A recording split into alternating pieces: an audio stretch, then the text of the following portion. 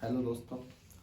आज के टाइम में सभी के दिमाग में बस एक ही चीज़ घूम रही है कि धारा 370 क्या थी और उसकी शुरुआत कहाँ से हुई थी और अब क्या चल रहा है। तो जो धारा 370 है वो आज की नहीं है, उसकी शुरुआत आज़ादी के समय की है।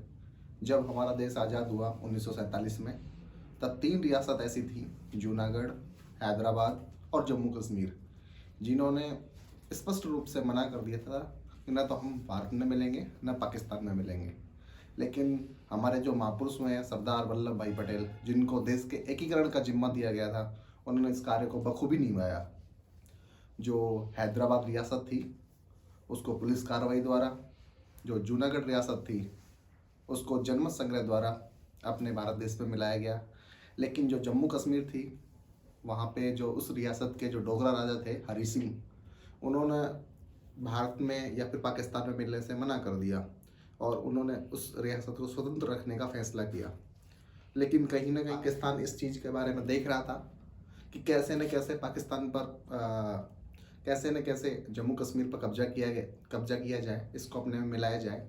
और उन इसलिए जो वहाँ के राजा थे हरी सिंह और वहाँ की जो उसकी राजा की प्रजा थी उसको परेशान करने का निर्णय लिया। और परेशान के लिए उनके राशन पानी जितना भी पाकिस्तान वगैरह से जो आता था, रास्ते बंद कर दिए, उन पर आक्रमण करने लगा। इसी चीज़ को देखते हुए वहाँ के राजा हरि सिंह ने भारत से अनुरोध किया कि वो उसको बचाएं। लेकिन जैसा कि उसने विलय पत्र पर हस्ताक्षर नहीं किए थे, तो उसके कारण भारत ने उसकी कोई मदद नहीं की और उसके सामने शर्त रखी, जब आप हमारे विलय पत्र पर हस्ताक्षर करेंगे तभी हम आपको कोई भी सुरक्षा दे पाएंगे। तो इसी में 26 अक्टूबर 1947 को वहाँ के राजा हरि सिंह द्वारा विलय पत्र पर हस्ताक्षर कर दिए गए और 27 अक्टूबर को जो जम्मू कश्मीर था वह भारत का अभिन्न हिस्सा बना। लेकिन वहीं आपको पता है कि जो पाकिस्तान की शुरू से ही ऐसी करतूत रही है कि वो दूसरे का किया हुआ ही खाने के चक्कर में होता है। उसकी जो नज़र थी वो अभी कश्मीर पर रही और बाद में वो इस मैटर को आगे यूएनओ में ले गया। उसके बाद में इसमें बहुत सारे निर्णय किए, सीज फायर के निर्णय किए। सीज फायर के निर्णय में ये हुआ कि जिसकी सेनाएं जहाँ पर हैं वहीं पर उसको युद्ध विराम रखा जाए।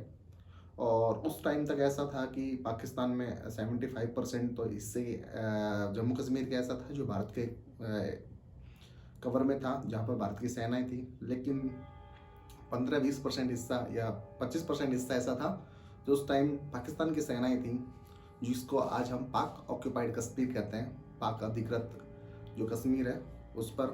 और वह आज भी पाकिस्तान के कब्जे में है, लेकिन वह दूसरे तरह से देखा जाए तो वह भारत का ही अभिन्न हिस्सा है, जिसको पाक ने एक मजबूरन उस पर कब्जा कर रखा है अवैध रूप से। इसी कड़ी में आगे देखें तो हम जब केंद्र में मई 2019 में भारतीय जनता पार्टी की बहुमत की सरकार आई, तो इन्होंने इन धारा 370 को और धारा 35A, अनुच्छेद 35A को हटाने का निर्णय लिया। धारा 370 में किसी भी राज्य को एक विशेष राज्य का दर्जा है प्राप्त है। विशेष राज्य दर्जे में उनको वहाँ रिजर्वेशन है, उनका बहुत सारी जो भी सुविधाएं हैं वो दी गई हैं।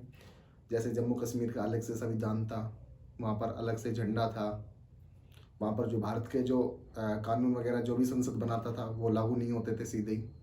इस प्रकार से 35A में ये था कि वहाँ पर जो भी लोग रह रहे हैं 10 साल से अधिक, वही वहाँ पर जिसका भी ज़मीन जिसकी है उसी के नाम होगी और उस पर बाहर का कोई भी उस ज़मीन को खरीद नहीं सकता। तो ये सभी चीज़ों को हटाने के लिए अगस्त 2019 में जो देश के गृह मंत्री थे जो अब भी हैं, उन्होंने राज्यसभा में प्रस्ताव पारित किया कि हम धारा 370 को हटा रहे हैं। अब अपन यहाँ देखेंगे धारा जो 370 है उसके हटने से पहले क्या प्रभाव थे, हटने के बाद में क्या प्रभाव। जो धारा 370 है जब वह लागू थी तो जो जम्मू कश्मीर है उसको एक स्पेशल राज्य का दर्जा प्राप्त था। लेकिन जब वह हटी है तो उसका जो स्पेशल राज्य का दर्जा है वो ले लिया गया है। अब जम्मू कश्मीर और लद्दाख 2 केंद्र शासित प्रदेश हैं। उसके अलावा वहाँ पर दोहरी नागरिकता थी जब धारा 370 लागू थी, लेकिन अब वहाँ पर एकल नागरिकता है और केवल भारतीय ही नागरिकता चलती है। उसके अलावा हम बात करें तो जो आर्टिकल 360 है आर्टिकल 360 में ये है कि जो फाइनेंशियल क्राइसिस होने पर जो वित्तीय आपातकाल लगता है, पर धारा जब 370 लागू थी तो जम्मू कश्मीर राज्य पर वह लगाया नहीं जा सकता था, लेकिन धारा 370 हटने पर वह जम्मू कश्मीर राज्य है, जो जम्मू कश्मीर केंद्र शासित प्रदेश है, उस पर भी प्रभावी होगा। उसके अलावा हम बात करें जो RTI है, राइट टू इन्फॉर्मेशन, और RTE है जो राइट टू एजुकेशन, वो जो दोनों नियम हैं जो संसद द्वारा पारित किए गए थे, धारा 370 हटने से पूर्व वहाँ पर लागू नहीं होते थे, लेकिन धारा 370 हटने पर के बाद में वो वहाँ पे भी पूर्णतः जैसे भारत के हर राज्य में लागू है, वहाँ भी लागू है। उसके अलावा बात करें जो पंचायती राज सिस्टम है, धारा 370 नहीं हटने से पूर्व वहाँ पर लागू नहीं होता था, लेकिन धारा 370 हटने के बाद में वहाँ पर अब पूर्णतः लागू है। तो इस प्रकार से जो जम्मू कश्मीर राज्य है वह पूर्व में भी भारत का हिस्सा था, आज भी भारत का हिस्सा है, और जो पाक ऑक्यूपाइड कश्मीर है, जिस पर पाकिस्तान द्वारा अवैध रूप से जो कब्जा किया गया है, वह पहले भी भारत का हिस्सा था और आज भी भारत का हिस्सा है। Thank you.